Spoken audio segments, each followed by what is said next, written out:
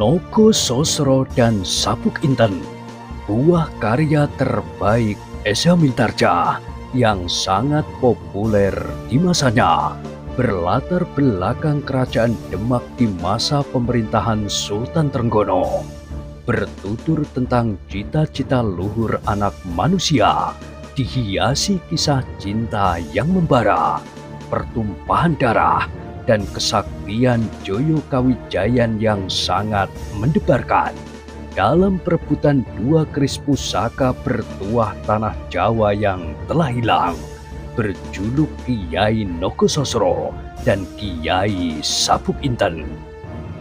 Pada kesempatan yang sangat baik ini, kita masuk pada episode yang kelima. Selamat menikmati.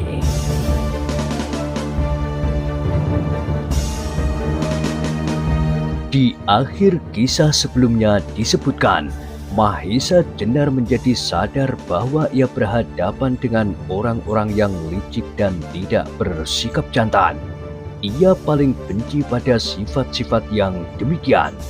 Ia lebih menghargai seseorang yang mengakui kekalahannya daripada orang yang licik dan curang. Itulah sebabnya kemarahan Mahesa Jenar menjadi tergugah. Tetapi ia sekarang berhadapan dengan dua orang yang mempunyai keistimewaan masing-masing dan tergolong dalam tingkatan yang cukup tinggi. Karena itu, ia harus mengerahkan sebagian besar kepandaiannya. Ki Asem Gede yang menyaksikan kecurangan itu pun menjadi gusar untuk melawan dua orang. Belum tentu Mahesa Jenar dapat menang. Karena itu, ia sudah membulatkan tekad untuk melibatkan diri dalam pertempuran itu. Tetapi baru saja ia akan meloncat, tiba-tiba terdengarlah sebuah bisikan. "Jangan berbuat sesuatu, Ki Asem Gede." Ki Asem Gede terkejut bukan kepalang dan terasa di kedua belah lambungnya melekat ujung senjata tajam. Ketika ia menoleh, dilihatnya Wisudo dan Palian, yakni anggota ketiga dan keempat dari kawanan iblis itu berdiri di belakangnya dan mengancamnya dengan keris. Maka terpaksa Ki Asem Gede mengurungkan niatnya, meskipun hatinya bergelora hebat, sambil menanti suatu kesempatan.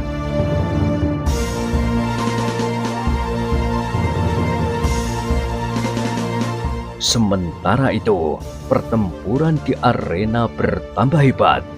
Gagak Bangah dengan gesitnya menyambar-nyambar sambil mempermainkan pedang pendeknya, seperti seekor sikatan menyambar belalang. Sedangkan Watu Gunung pun dengan mengandalkan kekuatannya, menyerang dengan garangnya. Apalagi kini ia telah memegang pula sebuah belati panjang yang dicabutnya dari bawah kainnya, seperti yang dilemparkan tadi. Tetapi Mahesa Jenar pun ternyata tidak mengecewakan. Diam-diam ia merasa bersyukur bahwa dengan tidak sengaja Watu Gunung telah memberinya sebilah pisau belati panjang, dan dengan senjata itu ia melayani kedua lawannya.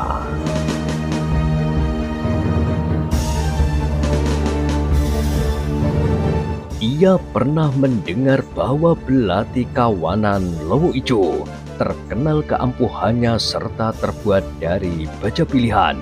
Apalagi kini, senjata itu ada di tangan Mahesa Jenar yang mempunyai kepandaian dalam mempergunakan segala macam senjata. Maka dalam waktu yang singkat itu, ujung belati itu pun dengan dahsyatnya menyerang lawannya dan seolah-olah berubah menjadi beribu-ribu mata pisau yang mematuk-matuk dengan garangnya. Keadaan yang seimbang dari pertempuran itu tidak berlangsung lama, sebab segera Mahesa Jenar berhasil mendesak lawannya ke dalam keadaan yang sulit. Sebenarnya Mahesa Jenar tidak biasa membinasakan lawannya, apalagi tidak ada sebab-sebab yang memaksa. Ia lebih suka mengampuni seseorang apabila orang itu sudah tidak dapat berbuat apa-apa. Tetapi tidak demikian halnya terhadap orang-orang yang licik dan curang, sebab orang-orang yang demikian sudah tidak menghargai lagi sifat-sifat kejantanan dan kekesatriaan.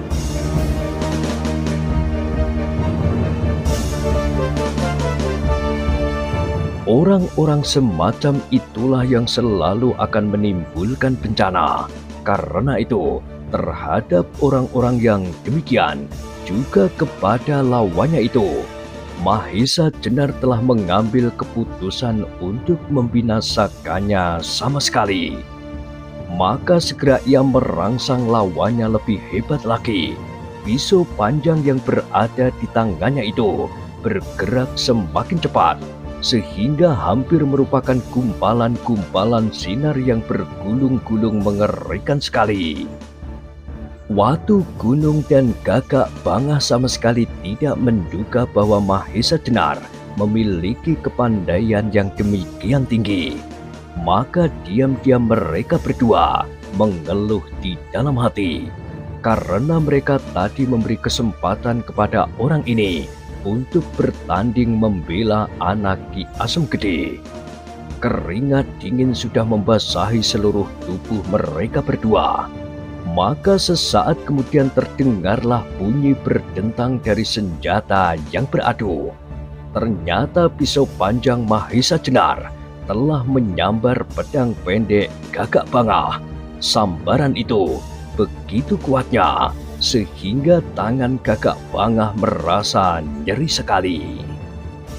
Belum lagi ia dapat memperbaiki keadaannya, kembali pedangnya disambar oleh pisau Mahesa Jenar, dan benar-benar kali ini ia tidak mampu lagi berbuat apa-apa, sehingga pedangnya terpental jatuh.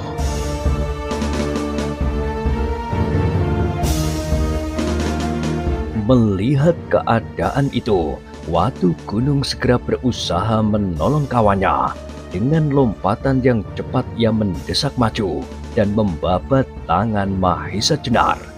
Tetapi Mahesa Jenar telah menarik tangannya kembali, dan dengan sisi telapak tangan kirinya, ia menghantam pergelangan tangan Watu Gunung. Hantaman itu sedemikian kerasnya, terlepas dari tangannya. Maka kini sampailah saatnya untuk mengakhiri pertempuran. Tetapi Mahesa Jenar tidak mau membunuh lawannya dengan senjata. Segera dilemparkannya belati itu, dan secepat kilat, sebelum Watu Gunung dan Gagak Bangah sempat menjatuhkan dirinya, kedua tangan Mahesa Jenar masing-masing meraih kepala kedua orang itu. Dengan tenaga yang didasari kegusaran hati, dibenturkannya kedua kepala itu sekuat tenaga. Maka terdengarlah suara hampir seperti sebuah ledakan diikuti oleh jerit ngeri melengking. Sekejap kemudian suara itu terputus, dan kedua orang itu rebah di tanah dengan kepala pecah.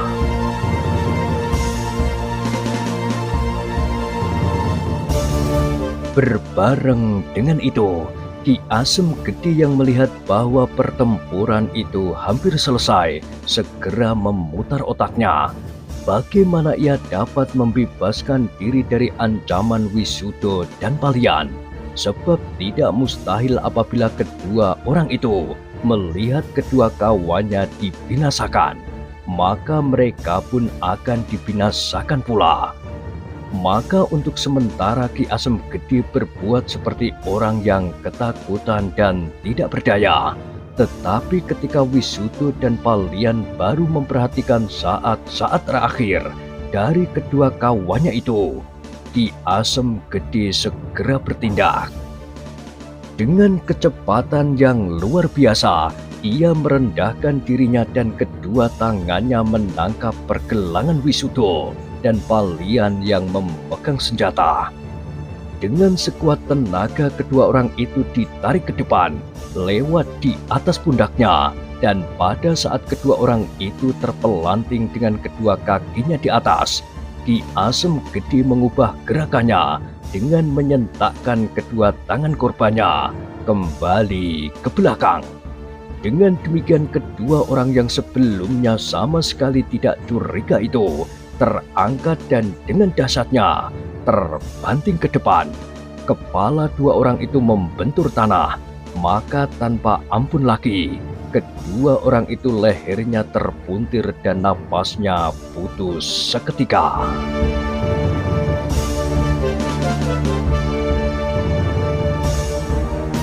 Orang-orang yang melingkari arena melihat dua kejadian yang mengerikan dan terjadi pada saat yang hampir bersamaan itu, terdiam seperti patung.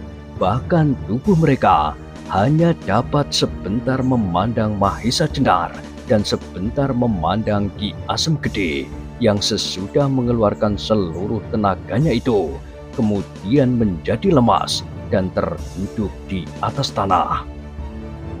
Mahesa Jenar tidak tahu apa yang sudah dilakukan oleh Ki Asem Gede, maka ketika ia melihat keadaannya, ia menjadi cemas. Cepat-cepat ia melangkah menghampirinya, dan pada saat yang demikian, para penonton menjadi tersadar tentang apa yang baru saja terjadi. Segera terjadilah kegemparan. Beberapa orang berdesak-desakan ingin menyaksikan mayat-mayat di tengah arena itu, tetapi sebagian ingin melihat apa yang terjadi dengan Ki Asem Gede. Tetapi kegemparan itu segera berubah menjadi jeritan yang hampir bersamaan keluar dari beberapa mulut para penonton. Sebab pada saat Mahesa Jenar sudah hampir sampai pada tempat Ki Asem Gede terduduk, ada tombak meluncur yang datangnya sangat cepat. Apalagi Mahesa Jenar sama sekali tak mengetahui karena perhatiannya tertuju kepada Ki Asem Gede. Mendengar jeritan-jeritan itu, Mahesa Jenar terhenti dan segera perasaannya yang tajam menangkap bahwa ada sesuatu terjadi di belakangnya.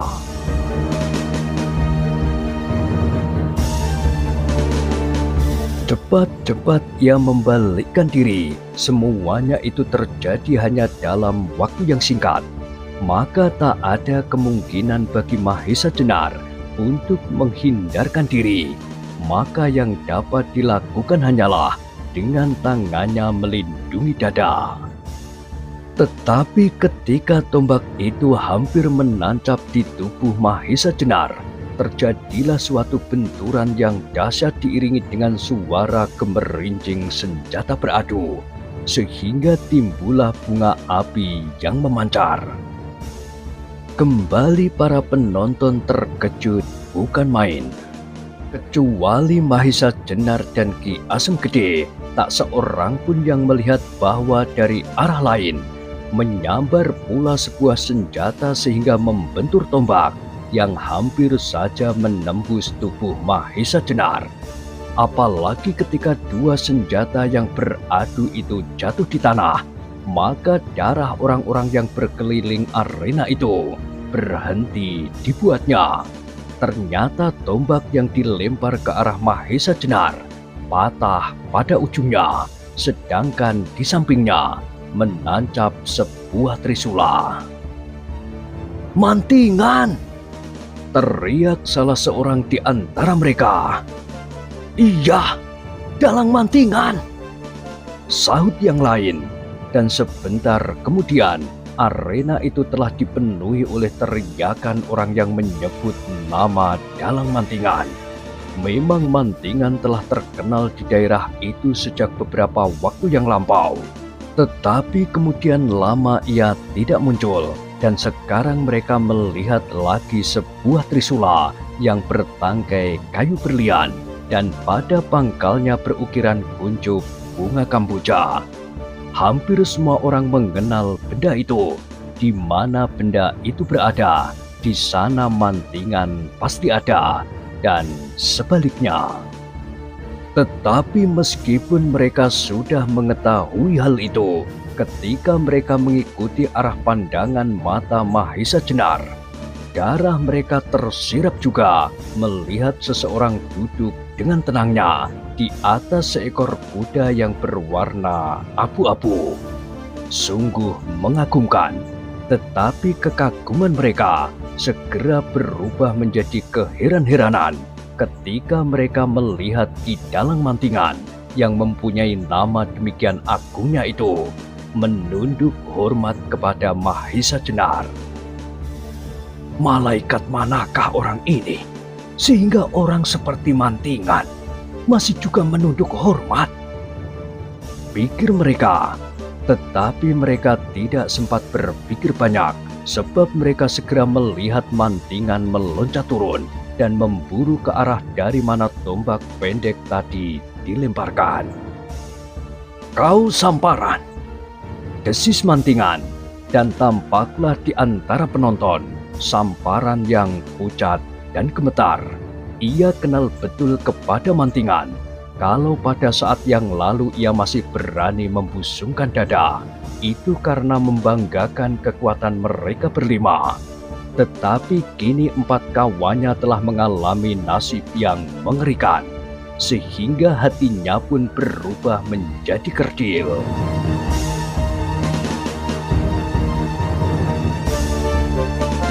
Masih inginkah kau mengadakan sayembara tanding? Tanya mantingan melanjutkan. Ampun Ki Dalang, aku hanya sekedar menuruti permintaan Watu Gunung, jawab Samparan gemetar. Mantingan tersenyum mendengar jawaban ini, dan ia heran pula melihat kelakuan Samparan yang begitu pengecut.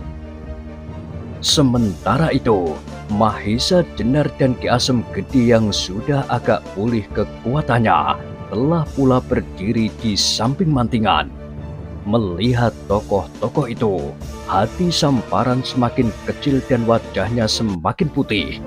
Untunglah bahwa ia berhadapan dengan orang-orang yang berhati lapang, selapang lautan yang sanggup menampung aliran sungai. Aku ampuni kau, kalau anakku pada saat ini masih seperti pada saat kau ambil dari suaminya, kata Ki Asem Gede kemudian. Demi Tuhan, putrimu disentuh pun tidak, jawab Samparan cepat-cepat. Antarkan aku kepadanya, perintah Ki Asem Gede. Segera Samparan mempersilahkan Ki Asem Gede, Mahesa Jenar dan mantingan untuk mengikutinya. Lewat gandok sebelah barat, mereka masuk ke belakang menyusup masuk ke dapur, dan di sana mereka masuk ke kamar mandi yang kosong tak berair. Ternyata dasar kolam kamar mandi itu adalah sebuah pintu rahasia untuk memasuki ruang di bawah tanah. Ki Asem Gede dan kawan-kawannya menjadi ragu-ragu apakah tempat itu bukan suatu alat perangkap saja. Kau main gila Samparan? Tanya Ki Asem Gede dengan suara geram. Mana aku berani berbuat sesuatu terhadap kalian? Sahut Samparan bersungguh-sungguh. Meskipun demikian, mereka harus berhati-hati juga. Ki Asem Gede kemudian berjalan dahulu, baru Samparan di belakangnya, kemudian Mahesa Jenar dan mantingan dengan trisulannya di belakangnya sambil mengawasi kalau Samparan akan mengkhianati mereka. Ruang di bawah tanah itu terdiri 2 bagian. Bagian pertama adalah sebuah ruangan yang terbuka dan kosong, diterangi beberapa obor yang ditancapkan pada dinding ruangan. Di bagian atas ruangan tampak beberapa lubang udara yang dengan jalur-jalur bumbung dari tanah liat dihubungkan dengan udara terbuka. Sedang bagian kedua adalah sebuah ruang yang dipisahkan oleh sebuah dinding papan dengan ruang yang pertama. Dinding itu mempunyai sebuah pintu yang kuat dan dikancing dengan sebuah palang kayu yang cukup besar.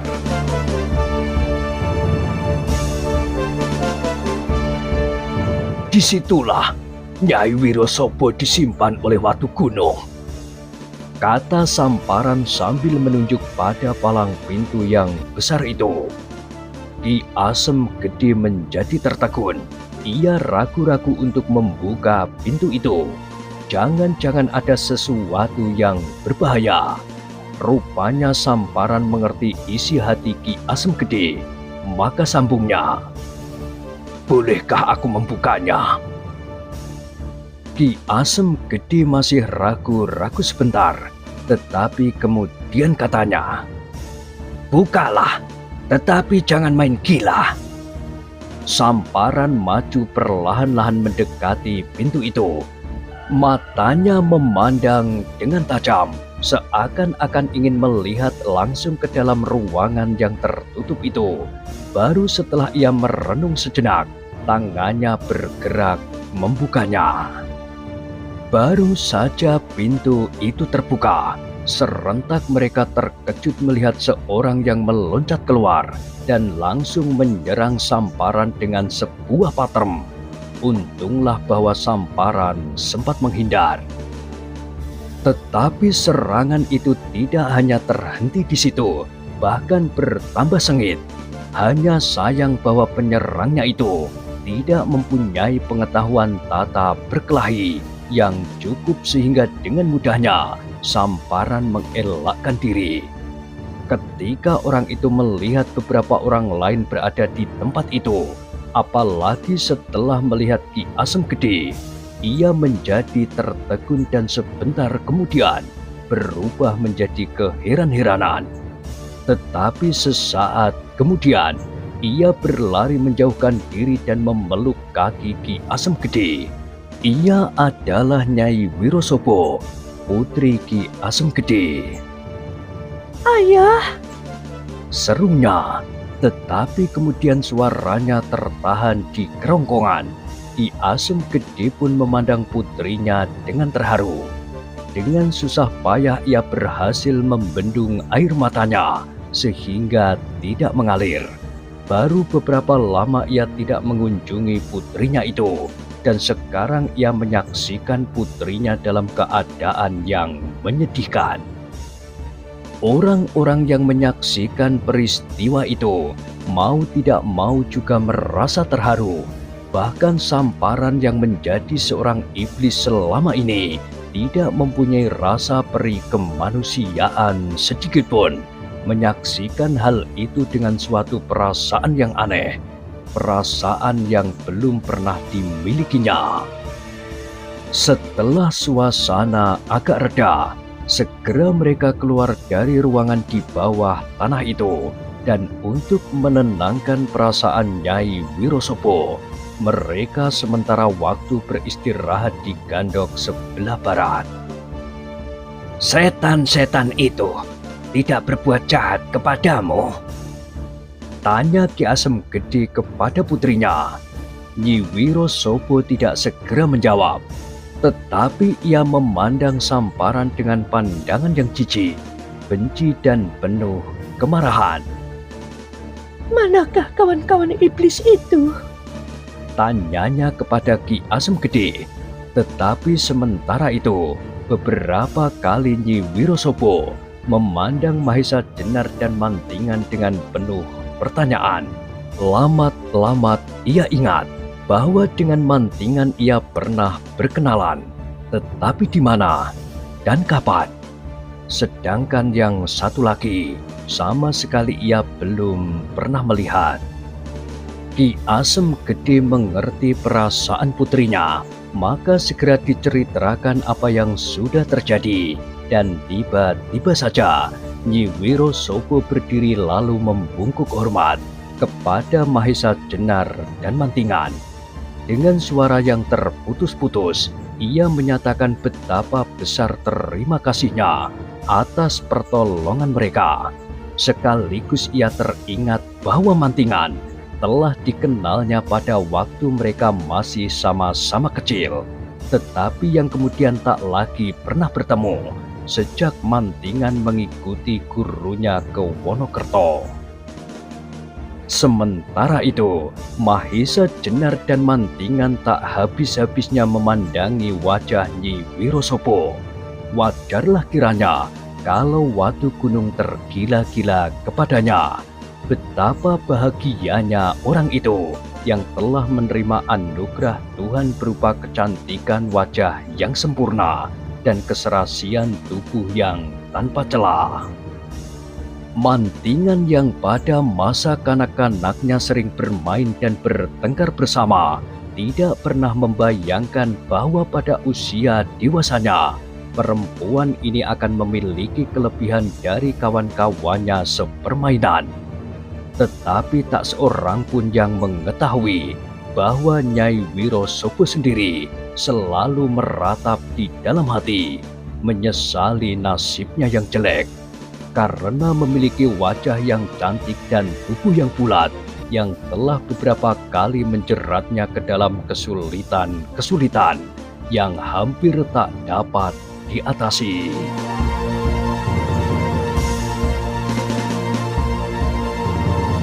Bahkan pada saat yang terakhir ini, ia telah mengambil keputusan bahwa apabila tak ada pertolongan yang datang, ia lebih baik mengakhiri hidupnya dengan sebilah patrem yang berhasil dibawanya di dalam sabuknya, daripada hidup di dalam lingkungan iblis itu. Setelah perasaan Nyi Wirosopo agak tenang, maka segera Ki Asem Gede mengajaknya meninggalkan rumah itu. Di luar masih banyak orang yang sejak tadi belum mau meninggalkan halaman itu. Meskipun mereka setiap hari melihat wajah Nyi Wirosopo, kalau Nyi Wirosopo kebetulan pergi ke pasar atau ke sawah, tetapi kali ini mereka ingin juga melihat wajah itu. Wajah yang menjadi sebab berakhirnya kelaliman Samparan dan kawan-kawannya. Ketika Nyi Wirosopo tampak melangkah keluar pintu rumah Samparan, orang-orang berdesak-desakan mengerumuninya. Nyi Wirosopo menunduk malu. Di belakangnya menyusul Ki Asem Gede, Mantingan, Mahesa Jenar dan kemudian Samparan. Suasana segera berubah menjadi tegang kembali ketika tiba-tiba Mahesa Jenar membalikkan diri dan secepat kilat menangkap tangan Samparan dan diputarnya ke belakang. Samparan terkejut bukan kepalang sambil menyeringai kesakitan. Tangan Mahesa Jenar yang menangkapnya itu begitu erat seperti tanggem besi yang menjepit tangannya. Bahkan tidak hanya Samparan yang terkejut, tetapi juga orang-orang yang menyaksikan, termasuk Ki Asem Gede dan Mantingan. "Adakah aku berbuat salah?" rintih Samparan. "Kau tidak berbuat salah, tetapi aku ingin mendapat keterangan dari kau," jawab Mahesa Jenar. Samparan dan orang-orang yang menyaksikan sibuk menduga-duga keterangan apakah gerangan yang dikehendaki oleh Mahesa Jenar. "Samparan," Mahesa Jenar melanjutkan, "kau dan Watu Gunung adalah termasuk dalam satu gerombolan yang mempunyai persamaan kesenangan, yaitu berbuat kejahatan.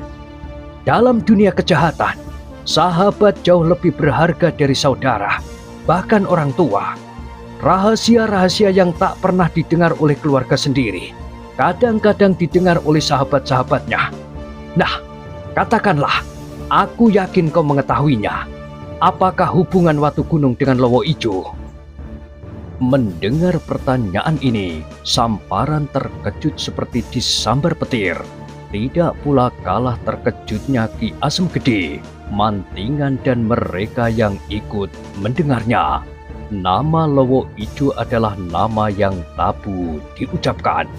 Sebab dengan menyebut namanya saja, sudah cukup alasan bagi Lowo Ijo untuk membunuh. Meskipun pada saat-saat terakhir Lowo Ijo tidak pernah lagi muncul, Tetapi apabila nama itu disebutkan, orang yang mendengarnya telah cukup menggigil ketakutan. Samparan tidak segera menjawab pertanyaan itu. Ia berdiri pada suatu titik yang berbahaya sekali. Ia semakin takut kepada Mahisa Jenar yang sama sekali tak diduganya akan mengajukan pertanyaan semacam itu. Dari manakah gerangan ia mencium kabar tentang Watu Gunung dan hubungannya dengan Lowo Ijo? Teranglah bahwa ia bukan orang yang sejajarnya, bahkan tidak sejajar dengan Mantingan. Kalau tidak, ia tidak akan seenaknya saja menyebut nama Lowo Ijo. Ki Asem Gede dan Mantingan pun tergetar juga hatinya. Mereka berdua pun maklum akan kehebatan Lowo Ijo. "Jawablah," desak Mahisa Jenar. Sementara itu, pegangannya pun makin dikuatkan. Samparan berdesis menahan sakit. Aku tak tahu," jawab Samparan mencoba berbohong. Tetapi belum lagi ia selesai mengucapkan jawabannya, tangannya yang terpuntir itu terasa semakin sakit dan terangkat ke atas. "Kau tak mau menjawab?" geram Mahisa Jenar. Keringat dingin memenuhi tubuh Samparan. Ia merasa serba salah dan seakan-akan ia telah dihadapkan pada suatu keharusan memilih mati di tangan Lowo Ijo atau Mahisa Jenar.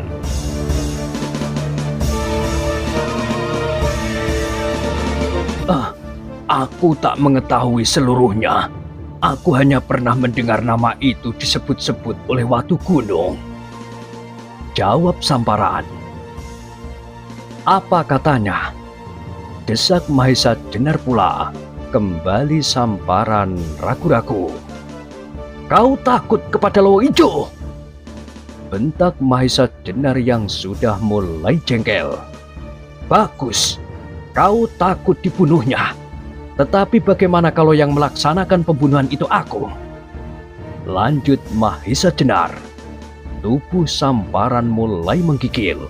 Ia sudah melihat kedua kawannya dipecahkan kepalanya oleh orang itu.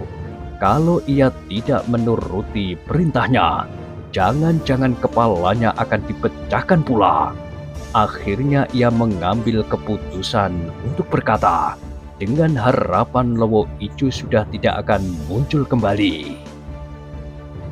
"Yang aku ketahui," katanya, "Watu Gunung adalah tidak saja anggota gerombolan itu, tetapi ia adalah saudara muda seperguruan Lowo Ijo." Mendengar jawaban Samparan ini, orang-orang menjadi gemetar dan ketakutan. Saudara muda Lowo Ijo binasa di desa mereka.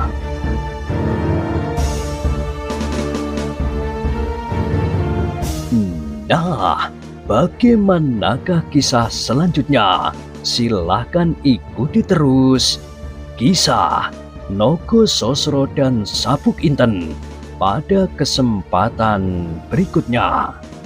Sampai jumpa.